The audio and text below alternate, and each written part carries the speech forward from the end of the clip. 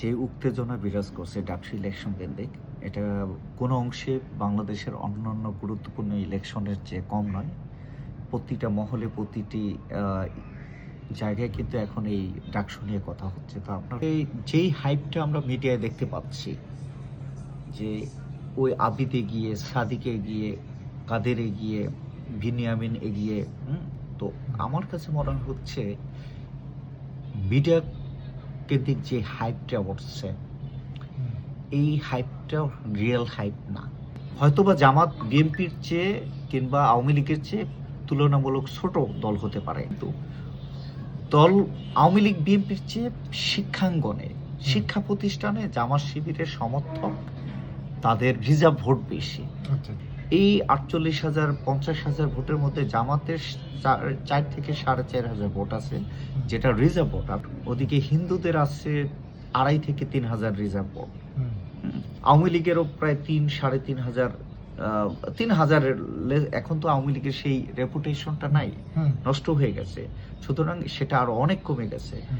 এখন মোট কথা হলো যে আমরা এই যে রিজার্ভ ভোটের ক্ষেত্রে ছাত্র দলের বা বিএনপির, যেখানে জামাতের 4,500-5,000, হিন্দুদের আসে 3-3.5, তারপর অন্য যাদের আছে, কিন্তু আমার একটা সংখ্যা হলো যে ছাত্রদল বা বিএনপির ডাকসুতে বর্তমান সময়ে রিজার্ভ ভোটের সংখ্যা খুবই কম, খুবই কম।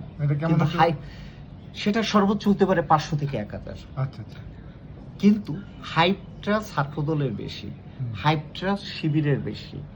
অথচ এখানে যেটা ভিন্ন কিছু হতে পারে, রিজার্ভ ভোট 4,500 ভোট পাইলেই শিবির কিন্তু পাশ করবে না, কারণ যে ভিপি হবে তাকে মিনিমাম পেতে হবে 6,000, 6,500। তো যদি শিবির 5,000 ভোটও পায়, তারও 1,500 ভোট শিবির পিছনে আছে।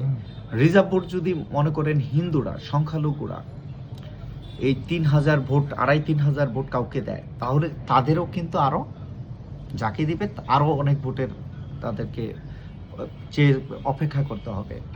এখন আওয়ামী লীগের যে ভোট ছিল, এখন তো সেই ভোট নাই। ধরে নিলাম আওয়ামী লীগেরও 2,000 রিজার্ভ ভোট আছে। সত্যি কথা বলতে, আওয়ামী লীগের যদি 2,000 রিজার্ভ ভোট থাকে, বিএনপি ছাত্র দলের গত 1 বছরে বিভিন্ন কারণে সেই 2,000 রিজার্ভ ভোট আমার কাছে মনে হচ্ছে ছাত্রদল বা বিএনপি ঢাকা বিশ্ববিদ্যালয় কেন্দ্রিক নাই, ইভেন অন্যান্য বিশ্ববিদ্যালয়ে খুব কমই আছে।